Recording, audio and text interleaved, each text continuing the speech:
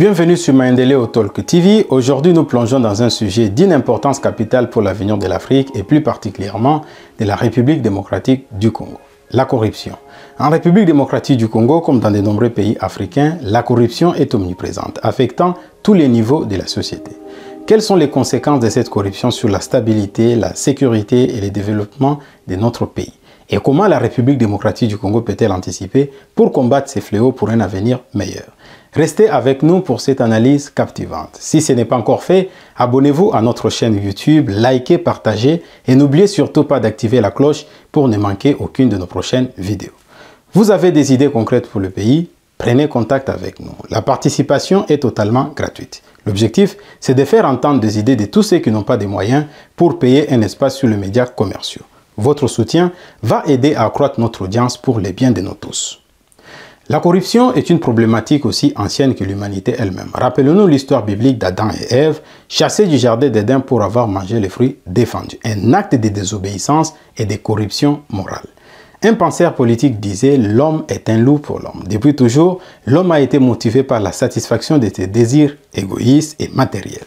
Cette nature humaine avide et égoïste explique en partie pourquoi la corruption persiste. Bien. Nous abordons l'impact de la corruption sur la stabilité politique et la légitimité du gouvernement en République démocratique du Congo. Tout d'abord, nous situons la corruption à des différents niveaux. Au niveau micro, elle implique des interactions entre les administrations publiques et la population, incluant des petits pots de vin pour accélérer les services ou éviter des sanctions. Cela mine la confiance dans les services publics et alourdit les charges des citoyens ordinaires. La macro-corruption, quant à elle, concerne les hauts fonctionnaires de l'État et les élites politiques impliquées dans des détournements des fonds massifs, des contrats publics truqués et des abus de pouvoir à grande échelle avec des effets dévastateurs sur les ressources nationales et le développement du pays. Pour y remédier, il faudrait simplifier et digitaliser les procédures administratives, mettre en place des mécanismes de plainte et de suivi pour signaler anonymement les actes de corruption et renforcer les institutions de contrôle et de surveillance. Assurer une plus grande transparence dans les processus de passation des marchés publics et permettre aux citoyens de concourir pour accéder aux fonctions essentielles dans l'administration publique. En République démocratique du Congo, notre pays, la corruption généralisée érode la confiance des citoyens dans les institutions publiques. Les citoyens perdent foi en la capacité du gouvernement à gérer les affaires publiques de manière équitable et transparente, ce qui peut mener à des protestations et à des mouvements sociaux. Elle favorise également une concentration du pouvoir entre les mains d'une élite, créant des inégalités extrêmes et exacerbant des tensions ethniques et régionales. Ces tensions peuvent dégénérer en conflits armés ou en instabilité politique. Les récentes révélations sur les pratiques de corruption dans le déroulement des élections législatives, sénatoriales et des gouverneurs confirment cette thèse. Bino batata oyo, na ba mama oyo, oyebi ko fandi na Assemblée nationale, oyebi ko za na Sénat, na gouvernorat, na service moko ya l'État, pas parce que vous le méritez, mais par le fait de la corruption. Bozomi yo kandenge nini, ofandi pe bolobi nzamba pambolinga, mwana no alobi pe ke nzamba pamboli papa ou maman nanga, boza bandoki mboka na biso. Et il est urgent d'envisager des réformes pour sortir le pays de cette impasse. Le renforcement des institutions démocratiques pour assurer leur indépendance et leur efficacité est nécessaire pour permettre l'émergence d'un système politique juste et durable. Cela inclut la réforme de la justice pour garantir qu'elle puisse fonctionner sans ingérence politique. Il nous faut également mettre en place des mécanismes de transparence tels que des audits publics réguliers et des plateformes de suivi des dépenses publiques accessibles à tous les citoyens. Les responsables politiques doivent être tenus responsables de leurs actes et avoir une culture de rendre des comptes. Faisant face à des défis sécuritaires persistants, la corruption au sein des forces de sécurité, y compris la police et l'armée de la République démocratique du Congo, avait longtemps compromis leur capacité à maintenir l'ordre, la sécurité et la défense du pays. Les ressources destinées à la sécurité nationale sont souvent détournées, laissant les forces de l'ordre mal équipées et démoralisées. Nous saluons les efforts en cours et demandons à tous de privilégier l'intérêt supérieur de notre pays. L'argent, les immeubles et autres biens matériels ne seront pas emportés par personne après la mort. Le plus important est d'inscrire son action dans l'éternité, de sorte que les générations futures bénéficient de nos efforts. Certains politiques congolais évoquent souvent la mise en place effective de la loi Bakajika. Bien que Bakajika ne soit plus de ce monde, ses propositions restent d'actualité, preuve que son action n'a pas été conçue pour des intérêts égoïstes, mais pour la République. Bino bato boyibaka mbongo ya leta, bino bana oyo ya batata bayibaka mbongo ya leta, boyebaka esengo na bino eza ya courte durée.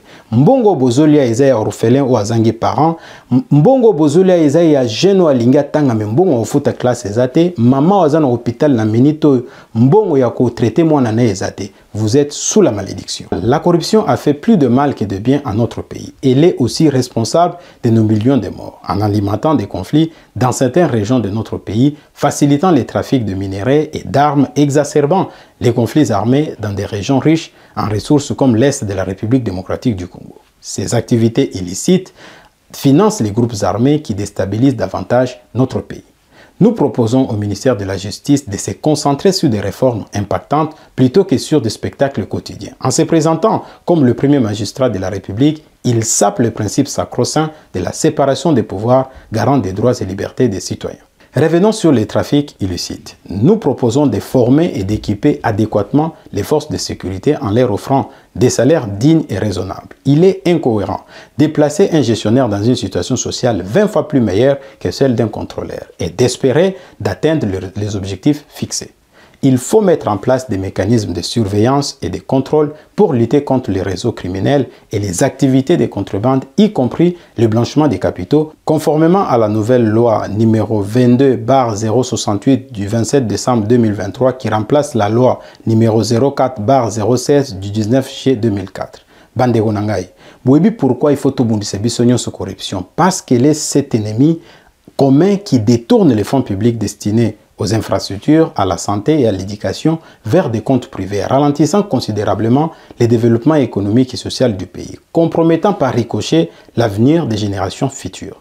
À titre d'exemple, après son élection en 2019, le président Tshisekedi s'était fixé des objectifs majeurs. La diplomatie sécuritaire pour ramener la paix à l'est de notre pays et la diplomatie économique pour assurer les investisseurs étrangers. Malheureusement, certains politiques n'ont pas hésité de pratiquer la corruption, nivellant par le bas tous les efforts du président visant à vendre positivement l'image du pays auprès de l'étranger. La perception d'une corruption endémique dissuade les investisseurs étrangers et nationaux, limitant ainsi les opportunités de croissance économique et de création d'emplois.